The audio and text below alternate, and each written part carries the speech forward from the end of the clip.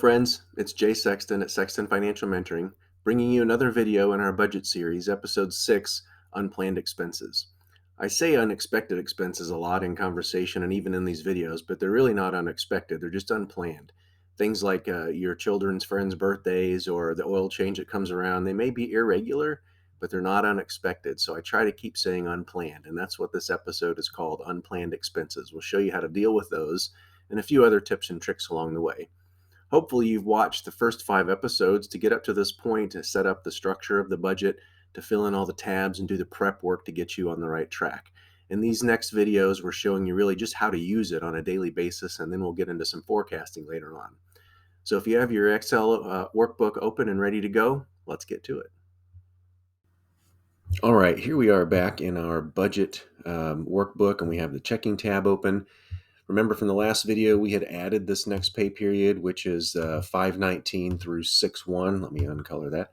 5/19 through 6/1, and we carried over the leftover amounts we had in our budget bucket for groceries and gas.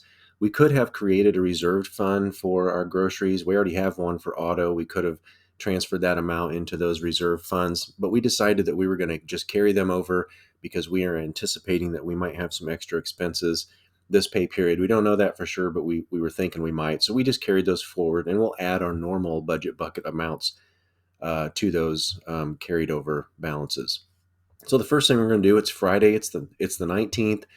We're going to go in our banking app or however you verify and see what our check amount was. We were anticipating that it would be $13.32. That's our average, but we were able to work some overtime at that job, and so we go in there and look, and we see that we actually got $14.2704.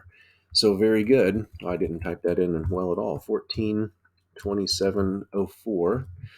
And so that's about $114 more than what we're used to. So that's awesome. We're not going to do anything with that yet. Let's see how that shakes out. But we can highlight this one because we verified that transaction. We can't do anything with the other job's income yet because that won't occur until next Friday. If you recall in our example, we have alternating biweekly pay schedules. So that one will have to wait till next week.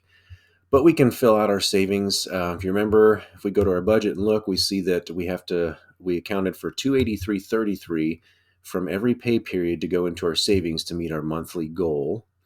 So what we had been doing is we'd been allocating $200 for our emergency fund because we haven't got that fully funded yet. And then we're putting the $83.33 into our property tax category. Well, if we remember also from our budget, we have about $80 left over from our expenses, and what we would normally do is pay that extra on debt payment. But since we haven't got our emergency fund fully funded yet, we're going to put that extra $80 towards it. So that actually makes that $280 that we're planning for our emergency fund. But then also we had a little over $100 of extra income. I'm not going to put, the exact amount over in here, but I am going to put the 100. I'm going to account for the 100. So we're just going to bump that all the way up to $380 is our expected savings transfer for our emergency fund. Now, remember, we do the savings transfers at the end of the pay period, just in case we have to make any adjustments for any reason. We do those at the end. So we're anticipating that we will put $380 in an emergency fund, but we'll have to see what happens during the pay period. The budget buckets, those get funded at the beginning of the pay period. So those are all dated for 5/19. Now, our normal grocery budget is $800 a month. So that's $400 every pay. So that's now going to be $433.68 because we're going to add our normal budget amount to what we carried over. And gas, we normally budget $200 a month, or $400 a month rather, so $200 per pay. So we'll have $237.85 in our gas bucket. Utilities is going to be the same each month. It's going to be $330. And remember, if you watch the last video, you can see that was because we had that self-level pay program that we created ourselves. If you watch the last episode, you'll see how I did that. I'm going to go back up here. If you'll see, I accidentally put that income in parentheses, 1427. It does not go in parentheses. Just as a quick refresher, all of your income, anything that is added to your account balance, so any deposit, any refund, anything that is money coming in, is without parentheses. In an accounting format, parentheses mean a negative amount, so that's money coming out. So any money coming in is just regular. I had accidentally put that in parentheses, and it caught my attention because it turned that cell red, and so that was our conditional formatting we created way early on. I would have caught that anyway, but it certainly drew my attention seeing that turn red. I knew it shouldn't have. And anything that is an expense, anything that's getting paid out of that account, then needs to be in parentheses. So these are all expected expenses. So now we've filled out our savings, what we think it's going to be. We don't know about reserve funds just yet, and these are our budget buckets. What we are putting in for the expenses in those categories for this pay period. So now the next thing to do is the scheduled transactions. We only need to account for the scheduled transactions between May 19th and June 1st. So if we go to our budget tab, we can kind of highlight those after the 19th, on or after the 19th up to the 1st. So it will include that. So our first scheduled transaction is going to be a payment to City for 110 on the 20th. So put 110 City on the 20th, and that is an ACH transaction. Now we started this whole budget on the 21st of April, so this is the first time we've paid City. So if we go in here, that's what the balance is going to be. It's not going to have come down yet since we started this process because it's our first payment to it. So the next item on our budget after City is Visa for 140 on the 22nd.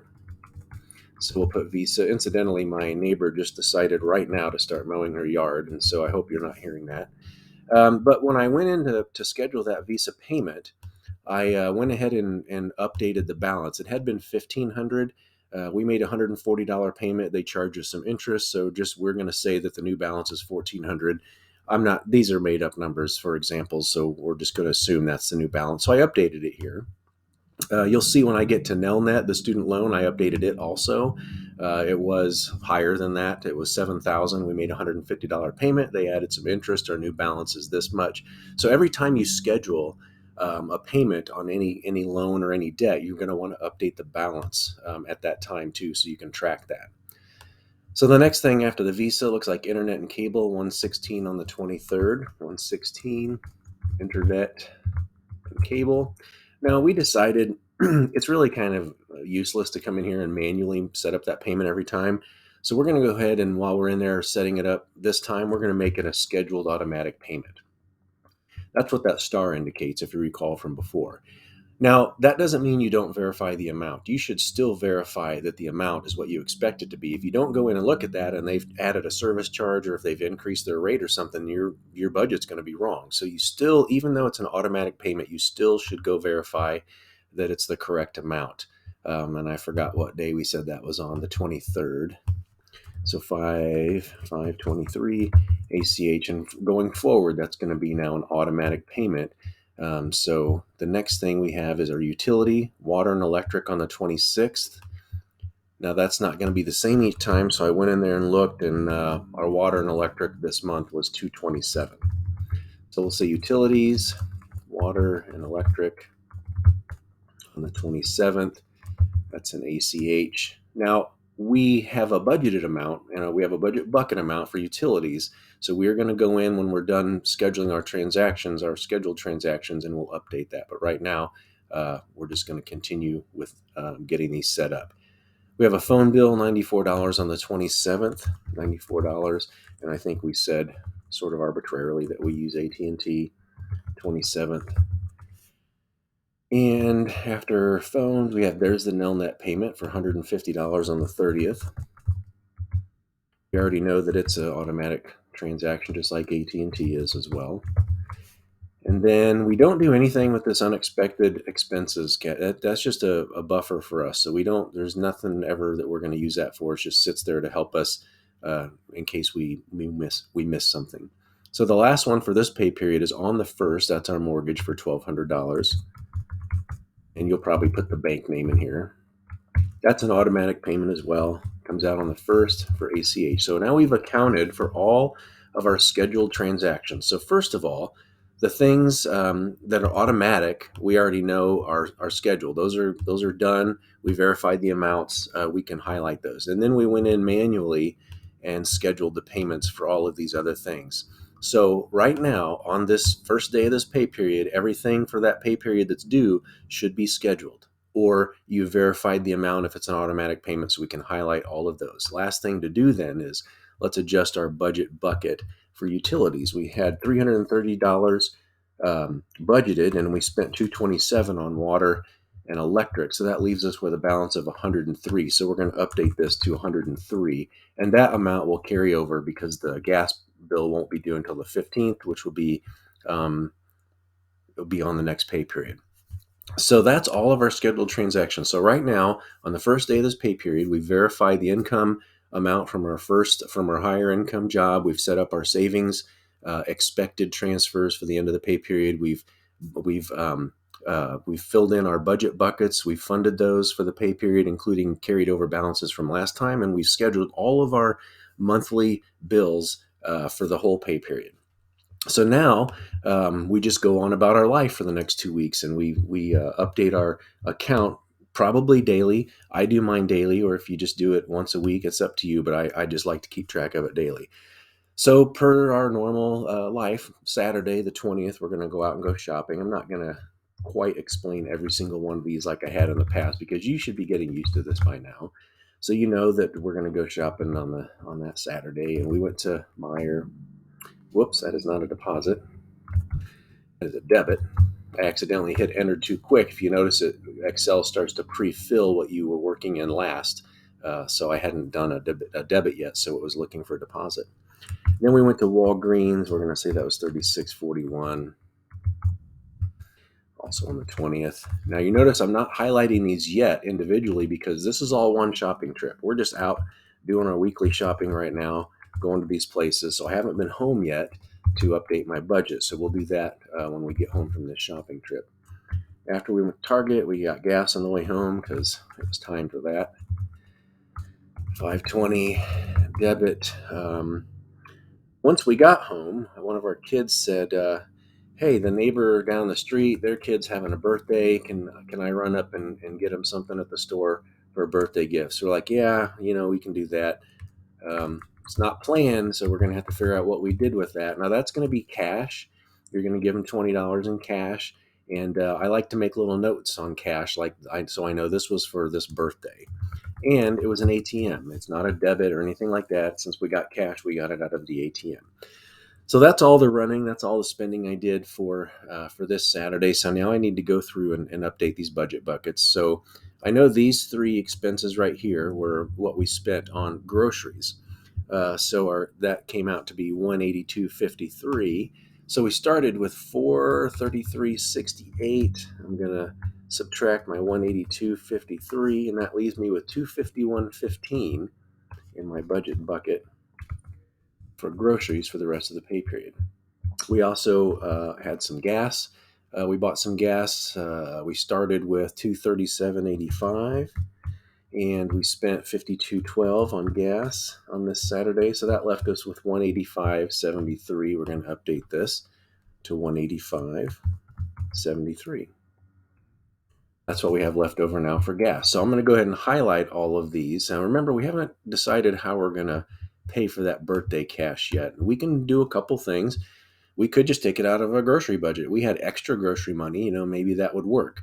But we don't know yet, so I'm not going to do anything with it yet. For right now, it's just coming out of the account, sort of uncategorized. You don't have to decide right then and there. You have plenty of money left over based on your budget. So remember, this balance indicates all these budgeted amounts are already accounted for. So as long as we don't go over it down here, we'll be fine. But right now we're $20 uncategorized. So at some point we'll figure out what to do with that.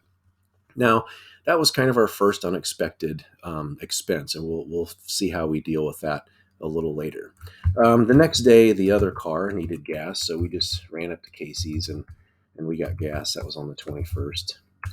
That's all we're going to do on the 21st, so I need to deduct that out of my budget bucket. So that was 185.73 minus 46.45, which left us with 139.28 in our gas budget, 139.28. And I'll highlight that because I got home and checked the receipt, and I know I have it in there correctly.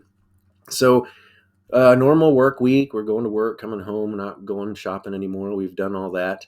But on the way home on Wednesday, I looked up at my sticker and I saw that I'm overdue for an oil change, and I just kind of overlooked that. I have to get this oil change. I don't like letting it go too far. And I like to use these notes, so I'm going to say that was for an Escape. This family has a Ford Escape, and that was on the 24th, middle of the week on Wednesday, and that's a debit. Now I know how much it was. I can go ahead and highlight it because I know that that's verified. But how do I want to pay for this? Now, normally I could go over here to my reserve fund for vehicle maintenance, but we haven't been funding that yet because we've been trying to build up our emergency fund. So there's nothing in there yet. But we did carry over some extra gas money. So for this time, I'm going to go ahead and deduct that from our gas bucket. So 42.16. That leaves us with 97.12 for gas. And that's okay. That's what we would have done with it anyway on a regular pay period. But luckily, we had a little extra money in there, so we can just deduct that out of our gas fund. That's another unexpected expense. Actually, we should say it's unplanned. It's not unexpected. Sometime you're going to have to get your oil changed. We just didn't realize it was going to be this time until we kind of looked up at that moment. So the rest of the week went fine. We get to Friday the 26th. We go in our banking app and we're expecting a paycheck of 11/23/11. We're just going to say, yep, that's what it was. So we'll highlight that and that's fine. The next day we're at the Saturday again, so we're going to run out and do our weekly shopping. We're going to go to let's say we'll go to Walmart for that. Not Walmart's. I'm not that redneck. That's not true. I am. So that's on the 27th, and that was a debit. And we had another conversation with our kid. They wanted to go skating, and one of the things I do with my kids is I don't mind giving them cash to do some things like that, but they have to kick in some too. So I'm going to say, I'll give you half. If you want $20 to go skating, if you have $10, I'll match that. So they had $10, and I said, okay, that's fine. So I'm going to go to the ATM again, and I'm going to get you $10. That's another unexpected expense. So right now we really have $30 in cash we weren't planning on spending, and we had $40, a little over $40 for an oil change that we just weren't expecting. We didn't plan. I keep saying unexpected. It's not. We are going to highlight these because we got home, did our receipts. We accounted for those correctly. We haven't really decided yet what we're going to do with this cash, so we're not going to do anything with it yet. But we need to deduct that Walmart trip from our grocery budget, which was $251.15, and Walmart was $86.15. That leaves us with 165 left over. So we'll change this to 165. And we ended up putting off the rest of our grocery shopping to the next day. So the next day, which is the 28th, we ran to the gas station first. It was 61.12 for the one car. Doesn't matter which car. And then before we actually went shopping, we said, I'm hungry, so I'm going to run to McDonald's. This is real life, people. This is how these days usually go. Wasn't planning on going to McDonald's, but I did. Then we had to get the other car filled up while one of us was out grocery shopping. The other one ran up and got gas in the other car. And then the last place we went to Hy-Vee and did the rest of our grocery shopping there. 528. So at the end of this day, at the end of this weekend, this is I said 528. This is the extra shopping that we did. So we need to start deducting these. Now I could do two, or I could just add these up and do one. That came out to be $110. Well, we only had 90. We have 97.12 left over, and I just spent 110. You know why? Because we decided to pay for this oil change out of our gas budget. That's okay. We need to deduct 112 out of here. We're not going to ever put a negative number in here because you can't take more than 100% out of a bucket. So we're just going to make that zero. There's just nothing left in our bucket. What that means is that we overspent on our gas by about $12. Now, we have $12 to work with, and I'll show you where we're going to get that from. But for right now, we're just going to go ahead and reconcile that with orange because it's empty. There's nothing else there. We used it all plus a little bit. Let's go ahead and turn these yellow because we've already accounted for those. McDonald's, in the past, we took McDonald's out of the grocery budget. So let's just do that. We're going to say we're going to do that again. So McDonald's and Hy-Vee together, we spent 154.65, but we had enough for that. 154.65. We started with 165. We have $10.35 still left over in our grocery budget.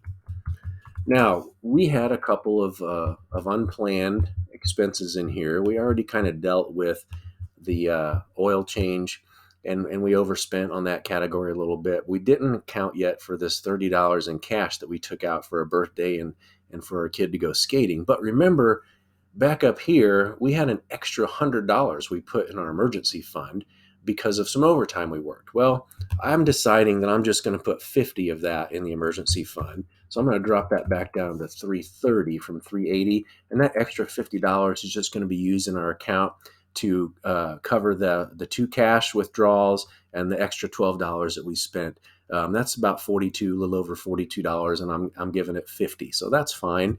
That covers us. We're within our budget on everything, and now it's time. It's the end of the pay period. It's the first now. We're going to go in here and start making these transfers for emergency funds. So we know we have $330 that we're planning on transferring. So we go into our banking app and we actually do a transfer for $330. And I had already done this. Our previous balance, I added to it. So we have 2310 now. Sorry, I worked ahead a little bit on that. I did the same thing for the property tax as well. So we're going to do that. We added 8333 to our property tax. Your spreadsheet should have a lower amount and add the 80. It should be 166.66, I think. And then we added the 8333 and it brought us up to 249.99. So once you've made those transfers, your balance on your savings account at the bank should equal what you have as your balance here on your savings spreadsheet. So we can highlight that one as well because it's done. Now, we did not have any reserve funds again. Again, we could go put $10.35 in a grocery reserve fund. I'm choosing not to do that. I'm just going to say we'll carry it over. So now we have all of this stuff accounted for, and we have a little bit extra in our grocery budget, and we still have utility because the gas bill is going to be due the next pay period. So what we're going to do now is we're going to go ahead and add the next pay period. We always like to leave off doing that. So we're going to highlight all 5 of those columns, A through E, right click and insert. And we're going to, you can do it both ways. If you prefer to use the blank form and come through and retype everything, I said in the last video, I don't really care to do that. But I'm going to highlight 2 pay periods ago because it'll represent roughly the same, number of transactions. Highlight all 4 of those columns plus the blank column. I'm going to right click and copy. Then I'm going to come select those 5 columns and I'm going to right click and paste them in there. Now, this is where you have to make some changes, right? These are all wrong. I just have the format set up. So you got to go in here and you got to delete all this stuff and get rid of your highlights wherever you had things highlighted. So I'm just selecting all these. I'm hitting delete on my keyboard. And then I'm going up here and getting rid of the highlights. We need to update the pay period range. So we left off with the 1st. So that next Friday, the first day of the next pay period, it should be the 2nd, and it is. And that's going to carry us over to 6/15. 6/15.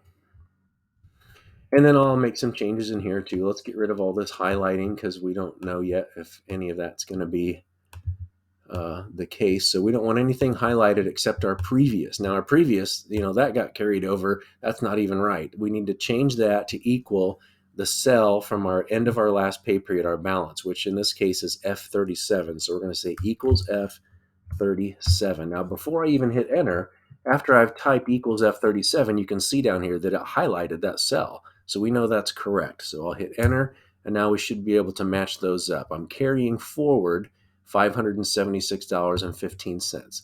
These are our expected amounts. We're not going to do anything with those yet. We're going to wait until we verify those with the bank. We're going to change all these to 0 because we'll update those at that time. The only thing left then is to update the dates and carry over the budget buckets. So this income we expect to happen on the 2nd because that's the first day of that pay period. The next one we say will happen on the 9th, a week later. The savings categories, we make those transfers at the end of the pay period. So those will be 6/15. And the budget buckets get funded at the beginning of the pay period. So we'll say 6/2 on all of those. Now remember, we had a little bit extra left over in those. So for groceries, we're going to carry over that 1035. Now, don't forget, after you do that, you have to then turn this one to zero because you can't have it in both places. We're carrying it forward. Utilities, we had 103 left over. And I have to go and clear it out of here because, again, we're carrying it forward. Now, if you notice, it didn't change. If you were looking, I should have pointed it out, but you can go back and look. It didn't change this balance here. We haven't done anything in that pay period yet because we just took it from here and put it over here. It didn't change the calculation at all. But I do want to go ahead and reconcile those in orange because I don't have to do anything with them anymore. This whole pay period now is finished. We've carried over our budget bucket amounts. We have all of our structure ready to go for the next pay period. In the next video, I'm going to do this again. We're going to work through another pay period. You should get to be pretty comfortable with this by now. But in the next pay period, we're going to throw in something else that will come up in your life and we'll see how to deal with it. I'm also going to start doing some forecasting where I add pay periods 2 and 3 pay periods ahead so you can see pretty far in advance what things are going to look like for you financially. But you don't want it all cluttered on here on your worksheet. So I'm going to show you also how to hide those columns and also how to unhide those columns. So you're still working, on your current pay period right here, but you can see ahead if you want to. And we'll cover that in the next video. Again, if you haven't started with episode 1 and you're just watching this video, seeing how I'm doing this, I show you how to set up the structure of this entire workbook. So I would encourage you to go back and start with episode 1, work through episodes 2 and 3 to be able to populate those savings, debt, and budget tabs. And then in episode 4, we start using this thing. And I'll show you how to get set up. I'll show you what this account pad means over here and all of that stuff. Thanks for watching, and thanks to all of you who have supported SFM in the past. While we do not charge for our instructional videos, we do need your support to keep them free. Any amount from $5 to $10 if you found the video helpful, to $50 or $100 if you'd like to make a donation on behalf of those who can't, or any amount in between is greatly appreciated. You'll see here a few convenient ways to contribute, and every single bit helps to keep our mission going, including subscribing to the channel and sharing the videos, so please do that too. Until next time, remember to sacrifice while it's voluntary. Bless you all.